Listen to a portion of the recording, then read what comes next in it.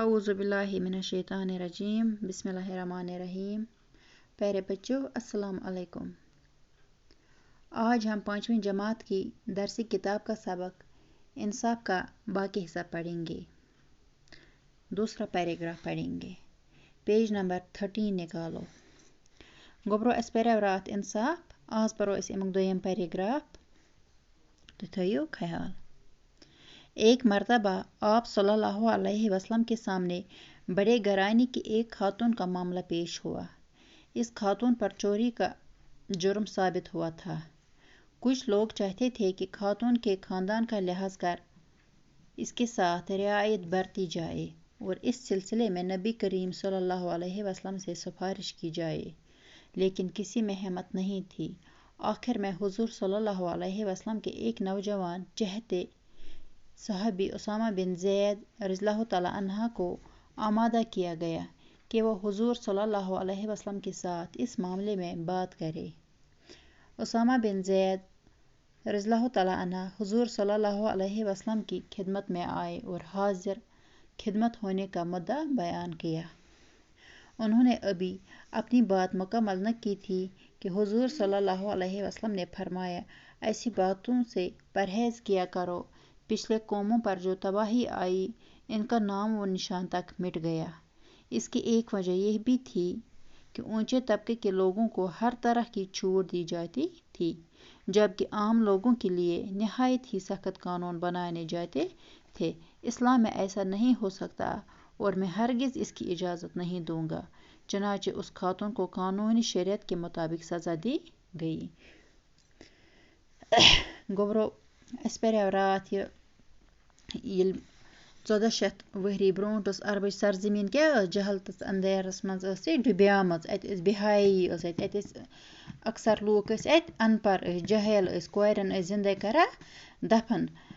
امیرن اس تکبر، امیر لوکن اس تکبر، تم پنس گمنڈس مز گرفتار گمت. ات یژھے من کرن تہ کران، یہ دلس مز یژھے یہ خوش گژھے کرن تہ کران. غریبن بچارن پرٛٮ۪تھ کُنہِ اندٕ بے عزتی گژھان. أتھۍ منٛز آو سون پیغمبر بنِتھ ٹوٹھ نبی صلی اللہ علیہ وسلم آو پیغمبر بنِتھ نبی بنِتھ تہٕ تٔمۍ کٔر غریب لوٗکن ہٕنٛز زندگی گٔے عزتہٕ سان بسر. غریب لوٗکھ ہیٚکہِ پتہٕ زِندٕ روٗزِتھ اصل پٲٹھۍ. تٔمۍ کیٛاہ سوٗنٛچ دوٚپُن خۄداے سٕنٛدِس قانوٗنس منٛز چھِ سٲری ہِوی، تتہِ چھُنہٕ کرٛہُن کانٛہہ نہٕ سفید، تتہِ چھِ سٲری ہِوی، تتہِ چھِ لۄکٕٹۍ بٔڑۍ تہِ ہِوی، تتہِ چھِ سٲری برابر. البتہ کانٛہہ ہیٚکہِ پننہِ عملہِ سۭتۍ لۄکُٹ بوٚڑ ٲسِتھ. اگر کانٛہہ لۄکُٹ بوٚڑ ہیٚکہِ ٲسِتھ سُہ گژھِ پننہِ عملہِ سۭتۍ. اونچ نیٖچُک فرق کٔر تٔمۍ ختم. کانٛہہ اوس بوٚڑ کانٛہہ اوس لۄکُٹ، سُہ فرق کر تٔمۍ ختم. یِتھے پٲٹھۍ وُچھ أمۍ ایک مرتبہ آپ صلی اللہ علیہ وسلم کے سامنے بڑے گھرانے کی ایک خاتون کا معاملہ پیش ہوا.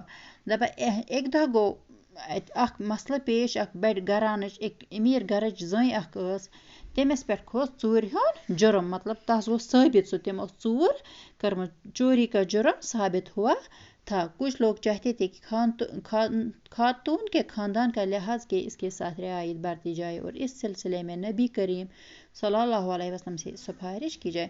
أڑۍ لوٗکھ ٲسۍ یژھان دپان ہے یہِ چھِ بڑِ خاندانٕچ تہٕ أمِس گژھان وۄنۍ بِچارِ رعایت کرٕنۍ، أمِس گژھان وۄنۍ یلے تراوٕنۍ، أمِس سۭتۍ گژھِ ہے نہٕ وۄنۍ غلط گژھُن کِہیٖنۍ. تہٕ ٹوٹھ نبی صلی اللہ علیہ وسلم أمِس نِش کرناوو سفٲرِش. مگر کٲنٛسہِ منٛز ٲس نہٕ ییٖژاہ ہٮ۪مت کِہیٖنۍ تِم ہٮ۪کہٕ تس ؤنِتھ. ٹٲٹھِس نبی صلی اللہ علیہ وسلمس ہٮ۪کہٕ تِم ؤنِتھ، لیکن کسی میں ہٮ۪مت نہیں تھی. مگر کٕہٲنۍ اوس نہٕ یژھان ونُن.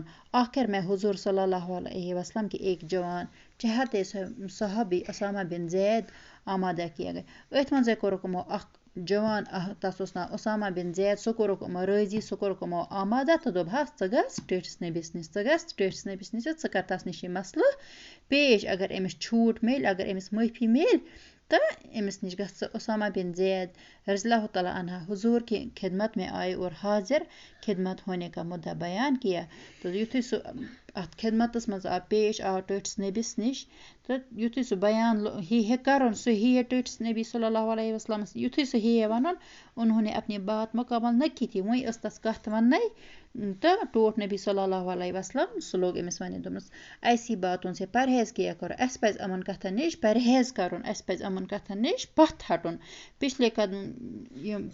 पिछले कौमों में जो तो यम पथ कुन गई वहीं तन गलती गई तबाही गई तमुक नामो निशान मिटा क्या कोरन जिंदे करा दफन गरीबन सत गलत गसा बिहाई एयाशी यह ज्यादा गमस दौर दौरा था अमक ज्यादा दोनस यह पतिम कौम गो तबाही मज तमुक नामो निशान मिटा इसकी यह वजह भी थी कि ऊंचे तबके लोगों की हर तरह की छूट दी जाए तुंद वजह यह कि अमीर लूक बड़ पाए लूक तमन छूट दिवा तमन यल त्रावा तमन सत सजा वजा कहाँ ते दिवा जबकि आम लोगों के लिए नहायत ही सख्त कानून बनाने जाते अलबत्ता यम बिचार सिंपल लूक गरीब लूक तो तमन क्या आम लूक बड़ खानदान लूक क्या तमन खतर सख्त कानून आमद बनाने तमी सत मिटाए सन वारिया कौम तबाही गई तवे इस्लाम में ऐसा नहीं हो सकता सैनिस इस्लामस मज गस यह गसन कहीं और मैं हरगिज इसकी इजाज़त नहीं दूंगा न दिम बह अमुक इजाज़त चनाचे उस खातून को कानूनी शरीयत के मुताबिक सजा दी गई यम तम जनान गलती कर्म यस पे सो चोरी का जुर्म साबित हुआ था यस पे सो चूर हुन इल्ज़ाम खोसमत तस मेल कानूनस मुताबिक सजा कानून उस खातून को कानूनी शरीयत के मुताबिक सजा दी गई तस दिमो कानून मुताबिक सजा अलबत्ता यल हेको न त्रित कहीं छूट हेकोस दित कहीं गोब्रो युपुर आज अमुक दोयम पैराग्राफ ब्याक पैराग्राफ पढ़ो सबस बिहि रब्बस हवाल अस्सलाम अलैकुम।